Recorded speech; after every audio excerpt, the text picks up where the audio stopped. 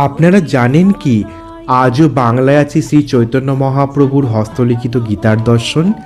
গৌরসখা গদাধর পণ্ডিত গোস্বামীর ভ্রাতুষ্পুত্র শ্রী নয়নানন্দ গোস্বামীর শ্রীপাঠ ভরতপুর মুর্শিদাবাদ। চট্টগ্রামের উপকণ্ঠে বেলেটি গ্রামে আবির্ভাব শ্রী চৈতন্য মহাপ্রভুর অন্তরঙ্গ পার্ষদ শ্রী গদাধর পণ্ডিত গোস্বামী। শৈশবে নবদ্বীপে আগমন, নিমাই পণ্ডিতের সাথেই বিদ্যা শিক্ষা, একজন শান্ত আরেকজন দুরন্ত তবু অভিন্ন হৃদয়ের বন্ধু। গদাধর পণ্ডিত ছিলেন অকৃতদার ব্রহ্মচারী। তার ভাই বাণীনাথের পুত্র শ্রী নয়নানন্দ গোস্বামী একজন সুরসিক পদকর্তা। ভক্ত সুররাজের অনুরোধে নয়নানন্দ গোস্বামী ভরতপুরে প্রতিষ্ঠা করেন শ্রী শ্রী রাধা গোপীনাথজিউর সেবা। পুরী থেকে আনা হয় গদাধর প্রভুর কণ্ঠে ধারণ করা মেয় কৃষ্ণ বিগ্রহ এবং তার হস্তলিখিত শ্রীমদ্ ভগবদ্ গীতা। তেলেট পাতায় গদাধর প্রভুর হস্তলিখিত গীতা। গীতার পুঁথিতে শ্রীমন মহাপ্রভুর হস্তলিখিত একটি শ্লোক বিরাজমান।